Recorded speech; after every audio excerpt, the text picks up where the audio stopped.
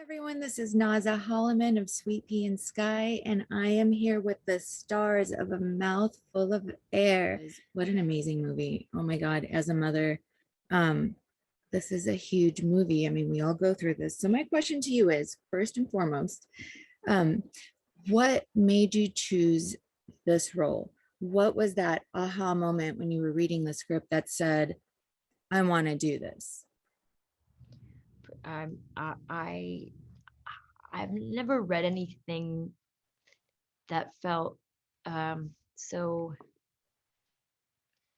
compassionate yet told the story of something really complicated. It's like Amy Koppelman understood. She wrote it and directed it. She understood the complex nature of having a baby and postpartum depression and trauma, and was able to create a narrative that pulled you in, but also and felt immensely for these people. And didn't it's not like a formulaic kind of movie. It's not, it was a hard movie to get made because it's so real and it's so grounded in something that's so the struggles of so many women. I don't know, it was felt really special, and really she's like the most generous and compassionate person I've ever met. So her perspective was something that I wanted to be a part of. I wanted to generate whatever she was giving and be a cog in her wheel. A cog? So Wait, no, Cog wait. in her, Isn't a cog something her that you engine. don't want in your wheel? No, cog is part of the machine, Oh, okay. So it's a right? good thing. Yeah, I wanted to yeah. be You're a a good part of thing the, in her wheel. yeah, a good thing that moves the wheel. We both have young kids. Maybe it's just like No, it's not. let's just say that. I blame it on that. But yeah. Oh, you want me to answer the Why question? did you do it? Well, first of all, I knew Amanda was doing it. That helped.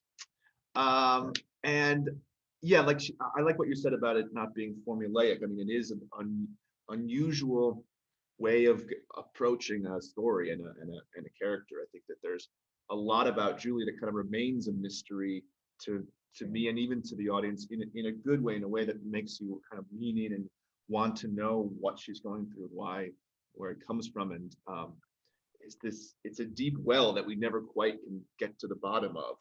And I just found that very enigmatic and beautiful and sad, and wanted to be a part of it. Thank you for doing it. Oh yeah, thanks. I mean, thank you. I mean, it's something as a mother you've seen before, you've experienced before, and you can relate. And so, how do you relate? I know that fear of bringing a baby home and not knowing the baby and knowing that it's yours and knowing that you're responsible for its well-being is it's so insanely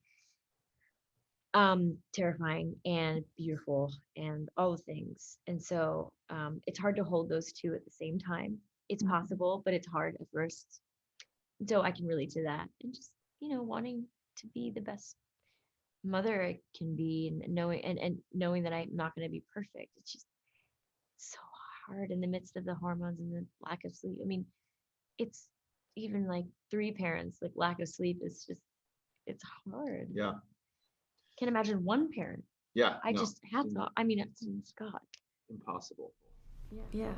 Yeah, and I think as a dad, it's like I also have the fear of all the things that could happen to the kid, and thankfully I have a pretty well balanced partner, but she, even still goes through just went through so much in the birth and afterward, that you feel a little bit helpless. You feel like I want to help, but it's almost like beyond my capability, and to have that plus adding on a true depression or whatever, however you label that mental illness that she kind of had already, it seems unfathomable. Like, how could I possibly help? And there's a real sense of helplessness there with Ethan, Yeah. Thank you guys so much. Thank you. And we cannot wait for this movie. Thank you Thanks so so much. much.